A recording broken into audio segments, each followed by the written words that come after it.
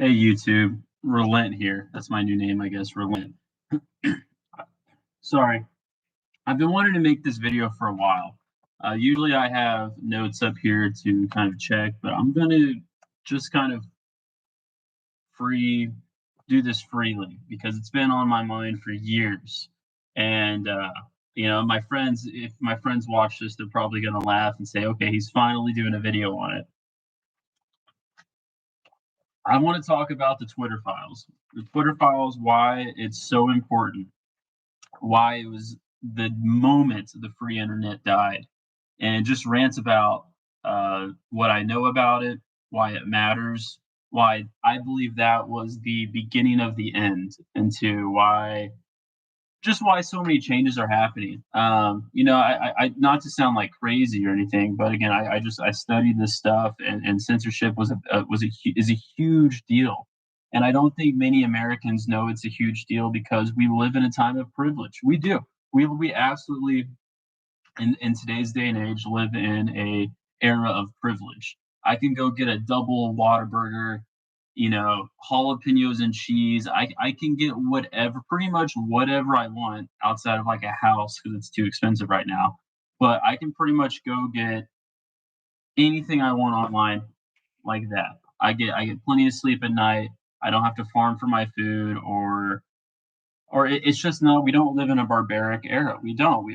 Technology has allowed us to live in a time of privilege, and so I think that's beside the point. Again, I don't usually do these types of videos. Usually, I have notes lined up, but I don't think many people realize uh, or understand the importance of the Twitter files and why it was such a big deal. And if anyone's been paying attention over the last 10 years, Trump changed everything politically. That's the way it goes. COVID changed everything globally. It just happened. That's how it been. There was pre-COVID and post-COVID. I think on a cultural level, like on a human level, COVID changed us. Like it's shown in the young, especially kids these days are failing. They're at the lowest reading level since the '60s, which is crazy.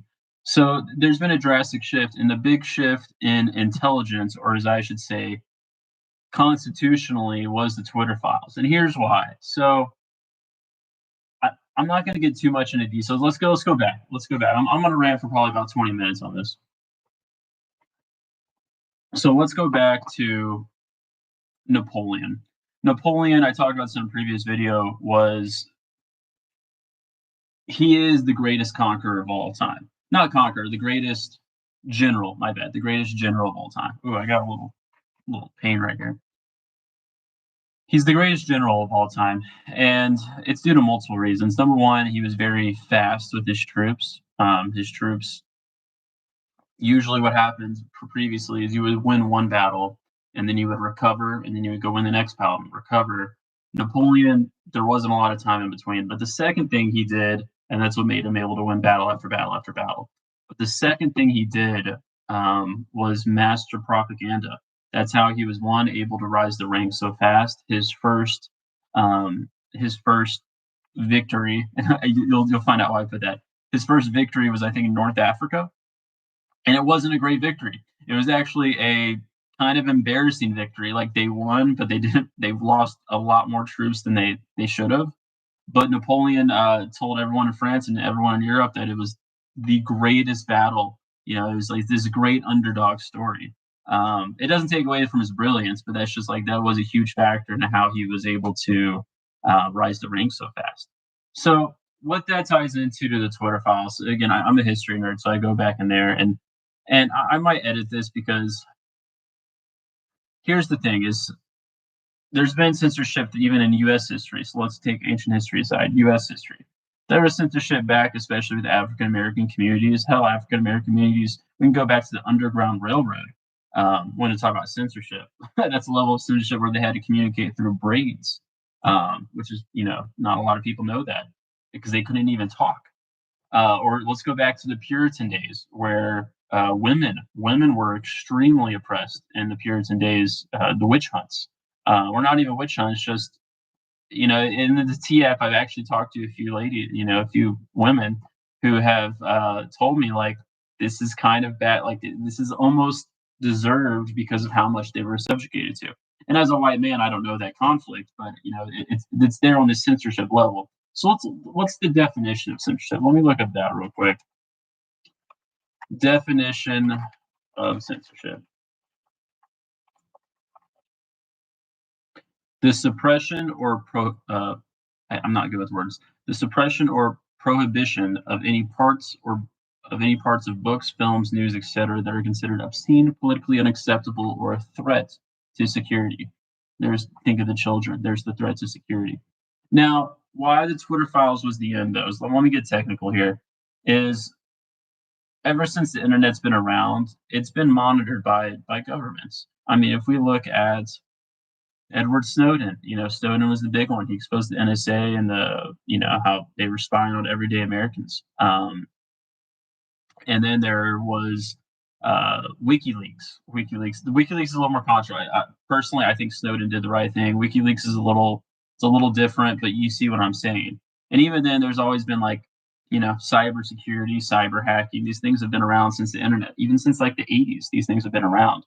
But there's a difference between monitoring. No, there's a difference between governments being able to monitor, meaning if someone was looking up bombs, the FBI is going to be like, what is this, what they're going to be able, or even more so, let's say a bomb went off. This is a more applicable term, or you see it with school shooters a lot.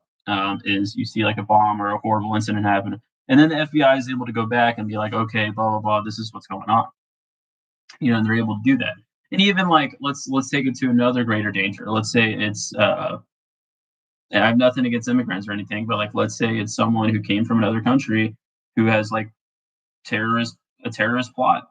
It's good that governments are able to see that and go, okay, what is this guy planning? And pretty much run counterintelligence. This is how intelligence works. And that's counterintelligence. And so, well, that's intelligence. Counterintelligence would be allowing them to do what they do and then catching them at the last moment, gathering as much information. This is standard intelligence agency stuff. The Twitter files is a big deal because like even RussiaGate is in the news right now, but it's not that big of a deal. Politicians lie. Whoa, guys, who would have guessed that politicians would lie in order to get votes? Oh no, how long has that been going on? It's been going around since we were caveman. Me have the most bananas, not him. Politics, right there. Politics is a human construct. It's human to us. It even happens in animals. There's animal politics too. You see with lions, monkeys, like these things exist. Politics, you can just say, instead of politics, you can say power structure. But the reason the Twitter files is such a big deal is it intersects a lot of aspects. It intersects the government agencies, we'll call them agencies, or we'll say intelligence. It intersects intelligence on the NSA level. I think there was another one where it was like digital safety or digital something. It was recently created under either the last year with COVID with Trump or Biden. But it intersects government, technology. So government and technology, like let's say in this one, Twitter, right? It intersects those two, which has been around again since way back in the day. The government and technology companies intelligence and technology companies have had to work together. That's been known. Like IBM in the 70s, I believe. Google, I'm sure, but that's probably classified. But like these things are well known. What makes it different, though, is the last aspect, and that's political. So technology and governments, government intelligence, same thing. But those have always kind of had to work together. But when you put policy or politics in there, that's where it becomes a major deal. It's a huge deal. And the reason it's a huge deal is because now there's a financial interest.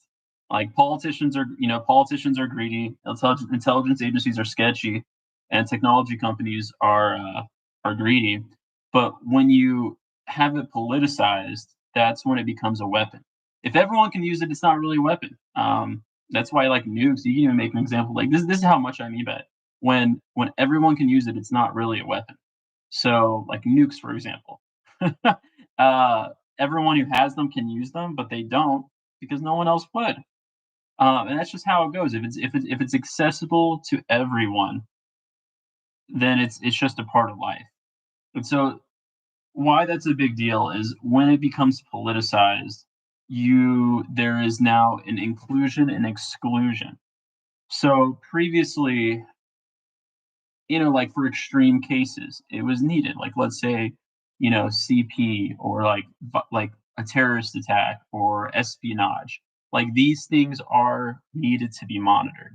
But on the grand scale of things, these things aren't these like what what me and you shop for on Amazon is not the government's, why does the government care? And so that's when it becomes a big issue. And so sorry, I got a little out, a little, idealish there. So the technicalities of the Twitter files is why I think I labeled the today's date. It's funny. Did I even do it? Hold on.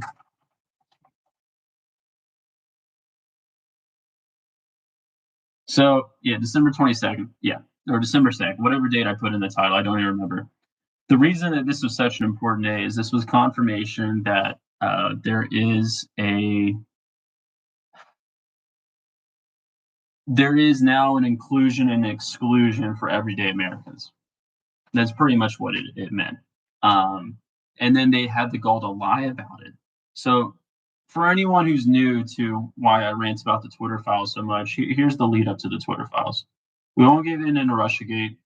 That's a whole other thing. We'll just focus on Twitter files. On December 2nd, Matt Taibbi, after Elon Musk bought them, yeah, let me see.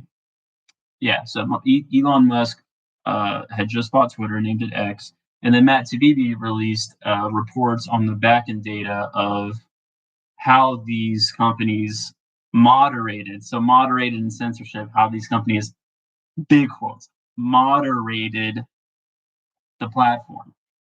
And what they found out was they moderated 98.5% against conservatives leading up to the 2020 election. So and all of this is on a technicality. So like when you sign up for the terms of service, you pretty much sign a slave contract. And I'm not even exaggerating with that. When it comes to your data and your pretty much your rights, they're completely forfeit you know, under the terms of service. Not completely forfeited, but the company can do what they like with zero liability. That's pretty much every terms of service is you're on our platform, we're not liable for anything that goes wrong. Deal with it. So now though, they're shown and here's it takes there's so many layers to this story. So just to start out, 98.5% against conservatives was showing moderation. Uh, it was also showing with COVID, and this is so. Let me stay on point here. It also started with COVID that they were actively moderating. That's what I'm gonna do. I'm gonna do this every time. They were actively moderating, and he's even scientists, like even like medical vetted professionals, were not allowed to talk out against COVID. So that was moderated. Also, what was moderated was comments about the Bidens, really anything against what the leftist policies were. And uh, if you look at big tech, what's the right word? Campaign funds. If you look at the money, the funders, whatever you want to call them, the investors in the political party, donors. Thank you, political donors. They're all liberal. Like the big tech supports the liberal party. And so you had 98.5 percentage against Republicans. They were censoring valid stories. And then what's even crazier is like, let's say I at the time was like, I don't believe in the COVID shot. I think it's not good for young immune systems. Not only would they silence that particular post, then that person would go on a list, which is, I think they called it, um, shadow delete, is shadow something. You would pretty much go on a list where your influence is therefore uh, reduced. So, and like, this is what I mean by this was the day the free internet died. Is at that point, there's moderation and then there's exclusion, whether that's in the moment or long term. And December 2nd, 2022, or whatever date I put in the title, that's the day that started. There was always like a profile on, for very extreme cases, but the Twitter files showed an active social. It makes me sick even saying this, and this is why I fucking rant about it for 3 or 4 years, 3 years now. Is that was the moment the inclusion and exclusion happened, where everyday Americans were going to be affected, and we've been affected ever since. And this is why dead internet theory, I guess, is real, whatever you want to call it. That was the day. It was the Twitter files. I wish I could make like a super in-depth video about this, but I can't. So I'm just gonna rant about it. Um, but it's sad. It's really sad because now what's gonna happen is there's only two outcomes, and this is what's crazy. There's only two outcomes after this. Either the most likely outcome is people just give up. They say, okay, we live in a social credit scores, we live in a police state, we live in a monitoring, situation. So be it. And that's sad because that's the again that's the slippery slope. Once you give that up, you have to fight to get it back, and you have to fight not online to get it back. So that's one outcome. Or the second outcome is people have to make their own. And I think this will be interesting, but especially now after so much has happened in the last 2 weeks, I think there is going to be a second, kind of like a dual sphere. So there's going to be the legacy side, which is mostly liberal, Meta, whatever you call them, Facebook Meta, Twitter X, Google Alphabet. There's a lot of these Instagram's Meta. So you're gonna have these guys, and they're either gonna and there's gonna have to be secondary apps to go against that to allow the other people. And I don't like saying this lightly, but this is the beginning of a civil divide, a very steep civil divide. Was this moment with the Twitter files, and what the Twitter files accumulated to. If I could name one story, and you already know what I'm going to say. If I could name one story into why the Twitter files is such a big deal, it would be the Hunter Biden laptop story. So the Hunter Biden laptop story, I have most of the details right, is Hunter Biden had a laptop with all of his deranged nepotism stuff on it, whatever you want to call that.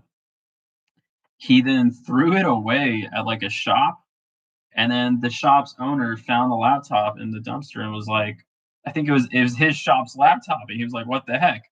Like, I don't even remember the story. Like, I don't even know how it all happened. All I know is that it ended up a couple of years later, ended up being verified as a legally valid story. Remember that. The Hunter Biden laptop story was confirmed to be a legally valid story. So when it came out, what happened? Well, it came out, I think, a week or two before the election.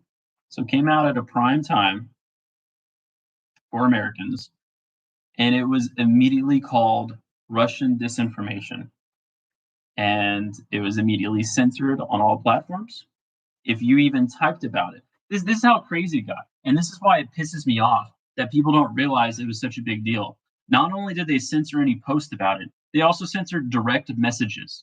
They could go in your DMs and shadow ban, I think that's the right word, shadow ban these messages. That is censorship at the highest level at the peak of the election. And not only that, here's what's crazy, is not only that, but then intelligence agencies knowingly lied about it.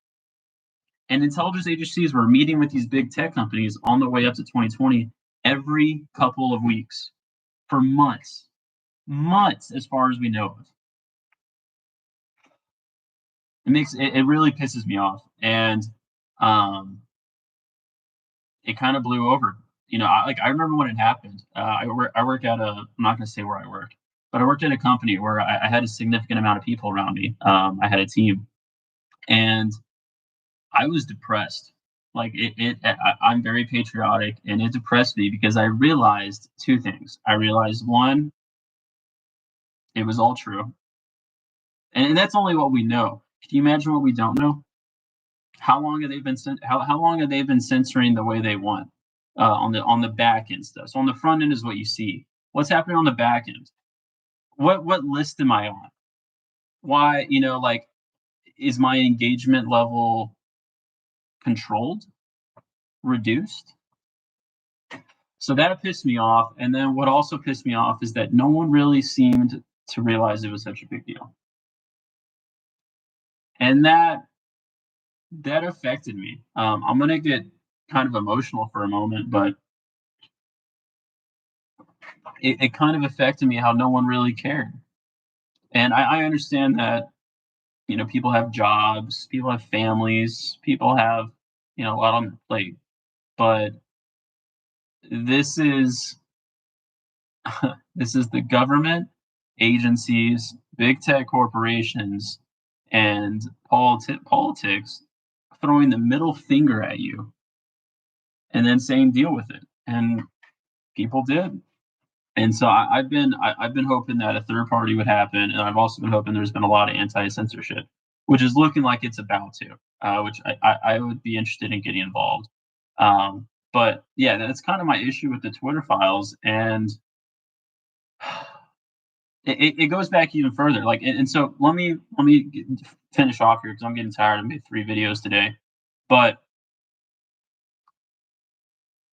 what led up to the Twitter files was a lot of things, and we see how deep it goes, even with Epstein. With Epstein, we don't know why the sweetheart deal was made. The agencies don't say a thing, and why I know any of those original Epstein victims and accusers were silenced for the first few years under George W. and Obama, and then it blew up under Trump.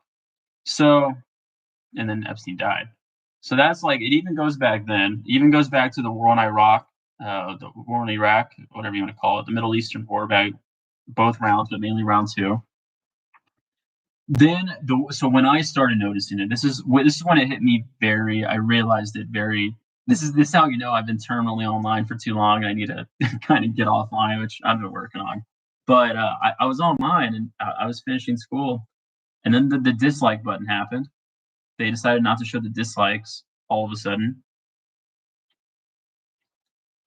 And then when COVID happened and Biden won, and then COVID, there was so all the things that happened was January 6th, COVID, and Biden winning.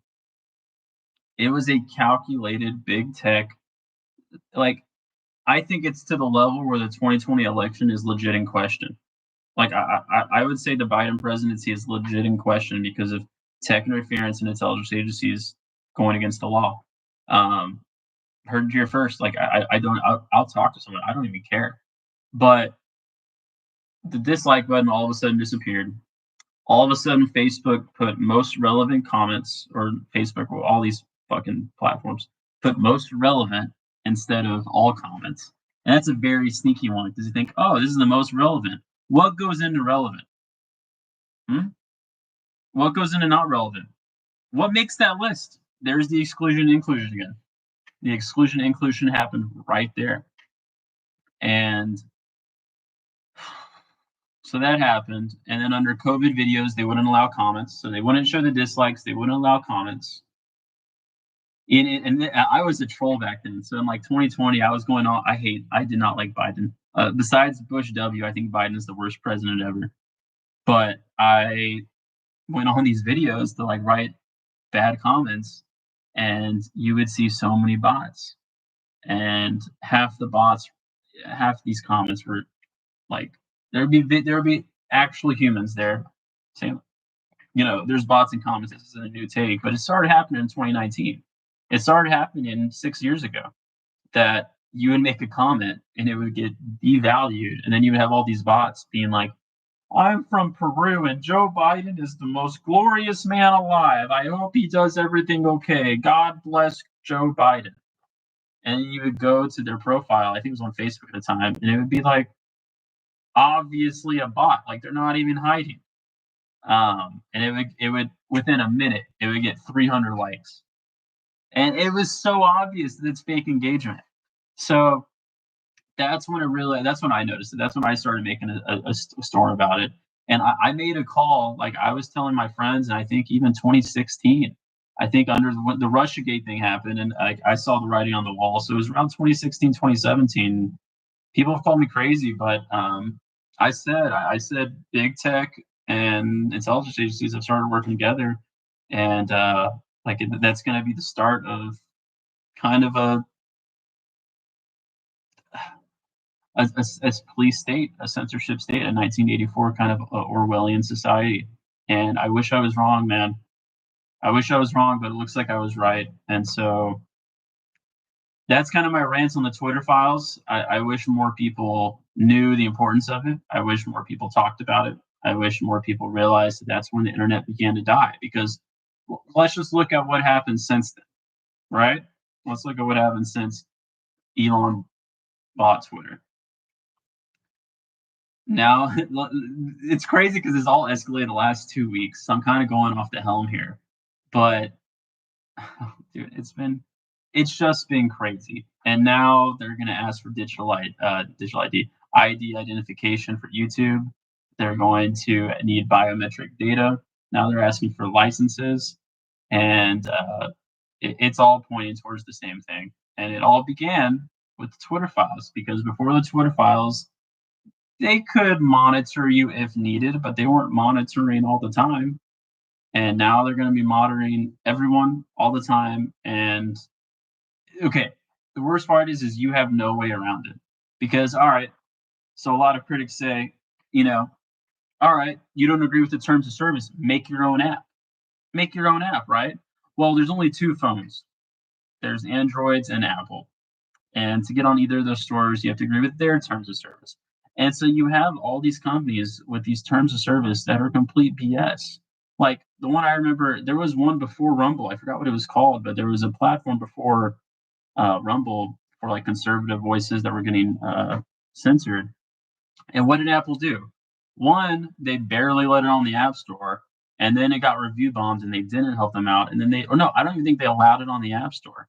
Um, and then you can buy reviews, and so like the companies Apple wants they buy them good reviews. The company Apple doesn't want, they buy them bad reviews. So that happened. So you can't make your own app. Um, it's really bad. And like with COVID, like I think COVID's a great example. So my take on COVID was, it still is. I wish I didn't get the vaccine, but my take on COVID is if you are immune deficient, so if you have diabetes, if you have an immune disorder, or you're over the age of 40, you should have got the vaccine. The data has shown you should have got the vaccine. Now the issue is anyone under 40 or had a good immune system, it would appear, especially with young, like I know a ton of people who got the vaccine, and there's other factors to this, but I mean, even just like the myocarditis, like there are things that needed to be addressed. And guys, we're not going to get the COVID data for 70 years. 70 years. They're waiting for all of us to die before they release what the inner details of that. That's messed up. That's really messed up. And again, it just got blown over. And so, so back to the Twitter files. What was happening on these platforms? And let's like me talking about the COVID, whatever, dude. I'm not a medical expert, but then you would have like the leader in immunity diseases for the last 15 years gets silenced on LinkedIn, Twitter, Facebook, YouTube, because he brings up valid points. That happened on a mass scale. And we haven't recovered. The internet hasn't recovered. I don't think America's recovered. And I don't think it's going to go back to, which is it scares me. Like I'm kind of getting this off my chest, and again, my friends are probably like, finally he's talking about it to someone who can listen all the way. But yeah, that was the title in this video. I already forgot the name of it. December 2nd or December 22nd, 2022 was the exact moment the free internet died, and it's not coming back. We're just now seeing the next level of it, but this has been going on for a while. What's interesting, so I'm going to have kind of a take here. So I think technology in general is a bubble now. Wild take. Yeah. I think the phones, the social media, the YouTube, um, all these things I think is a bubble now. Even computers, like I think AI, dude, I think AI and technology are actually not gonna get along on a global scale. And I think like the average American or the average person is gonna be like, screw all this. I'm done with this. I'm gonna go, you know, I'm gonna do other stuff because at this point, what's the point?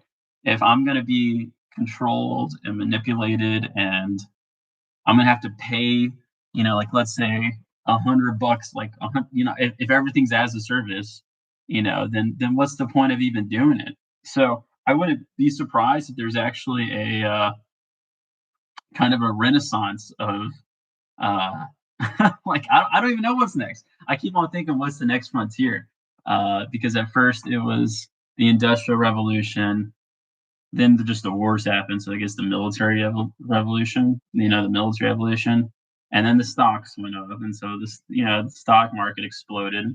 Then you had the civil rights in the '60s, and then you had Vietnam in the '70s. You had the beginning of the technology phase in the '80s with information technology and and stuff like that. The '90s, you just had a huge, and the '90s were a good decade. If I could be like, if I wish I was the '20s in my '90s, but it is what it is. The 2000s is when the social media happened. 2010s is the beginning of AI, and then 2020 is the beginning of. I think it's going to be like digital. Like I think here's what I think. I think governments are expecting people to just kind of give up and be like, okay, we'll stay online. We'll do whatever you want. Like we'll just don't take away my dopamine. But the dopamine ain't gonna be worth. The dopamine isn't gonna be worth it if it's not the same dopamine. If it's not, if it, okay, I sound like a druggie. If it's not the pure internet dopamine hit, people are gonna have to go find something else. And so I think that's what's gonna happen. That's a wild take, but I think we're in the like trying to think of a good way to put it. Okay, yeah, I think yeah, I'm actually gonna put it that way. I think it's gonna be kind of a like when you think of Western movies, right?